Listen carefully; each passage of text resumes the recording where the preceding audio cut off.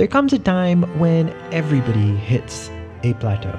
You've been doing everything that you're supposed to, but you just aren't getting better. You've tried everything. Google searches, courses, and learning new editing techniques, but your pictures just don't have that special something.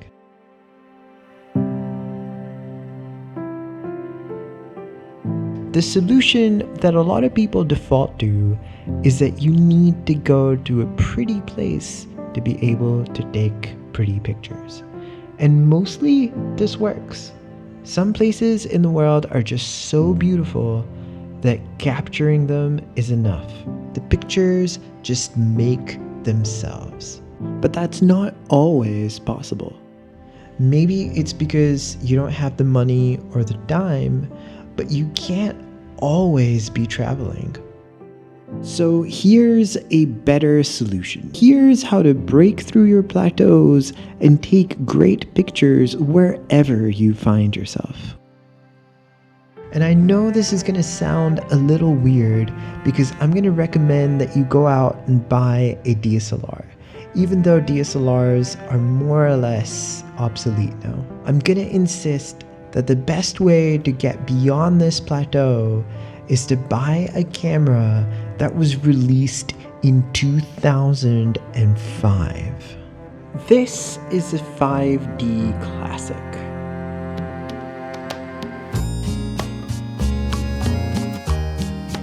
And generally, at this point, you're supposed to talk about how great this camera is and how there are these features that only this camera has. But actually, most cameras have already surpassed the tech in this boy.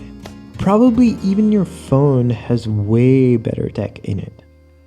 For example, this only has 9 focus points, so there's only 9 tiny little boxes that it can focus in. Everything else is just whatever. You also need this special kind of card to take pictures with it. It doesn't take normal SD cards. And you need this special card reader so that you can get all the pictures out. And then it's big and heavy and cumbersome to carry around. But if you want to blast past your plateaus, this is your guy.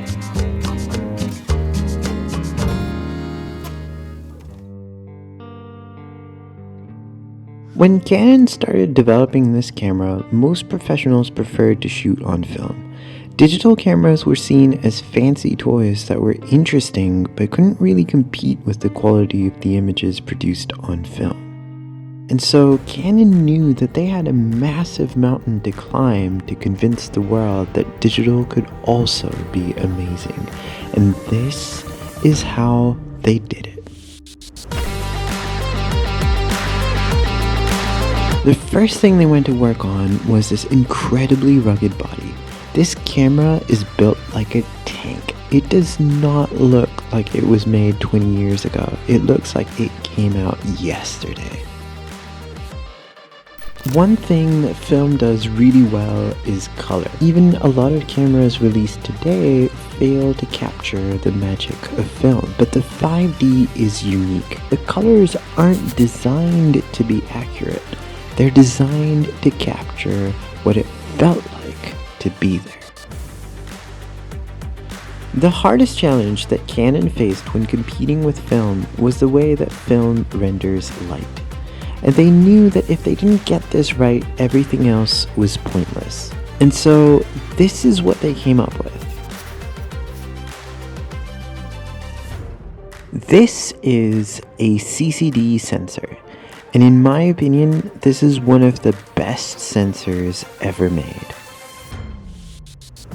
Because when you put it all together, this is the only camera that I know of that can successfully take images that look like film, but is actually better than film. Because you don't have to wait for the images to be developed. You get them instantly.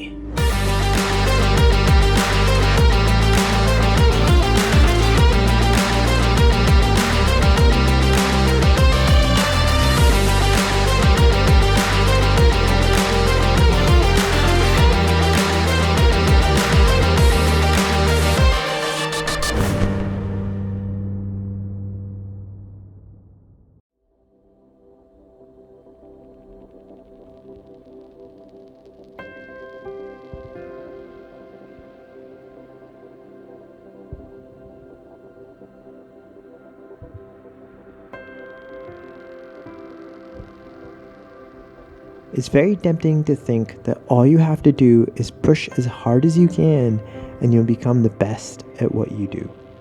But sometimes trying to go faster is a blindness, because the world turns into a blur. Unlike everything and everyone else, this camera isn't trying to go faster. It's actually the opposite. Each picture takes a while, and you have to put a lot of mental thought into each image. You can't actually see what the image will look like before you take it. You can compose through the viewfinder, but you won't know if the settings are correct, and so you can end up with images that are too bright or too dark. And the settings can only be changed with these buttons, and this takes time to do, and you really have to think about what you're doing to be able to get good pictures. And this forces you to stop and think, to consider, why am I taking this picture? Why is this picture important to me? What am I taking a picture of? And when you take the time to answer those questions, you end up with pictures that have meaning, that have purpose, that have been taken to represent something that is important to you. They're not snapshots. They're visual extensions of you. It's only when you slow down that you actually see the beauty of the world, and you realize that all these things that you've been ignoring aren't boring. They're just overlooked. And you'll start to notice that the mundane is beautiful. Even everyday things in your house will start to look beautiful.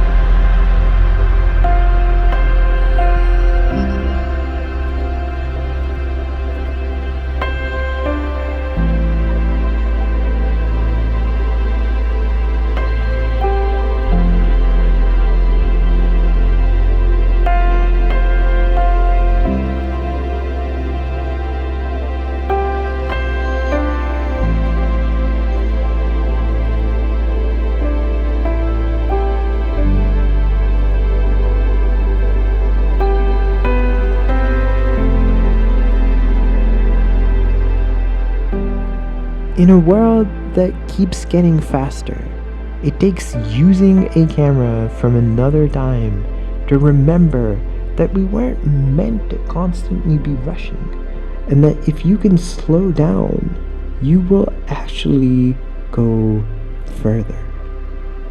The hardest part of photography isn't actually taking the picture, it's choosing to be the kind of person that allows themselves the space to actually see the world, and by doing so, arrives at moments where everything is so beautiful and your feelings are so profound that the pictures just make themselves.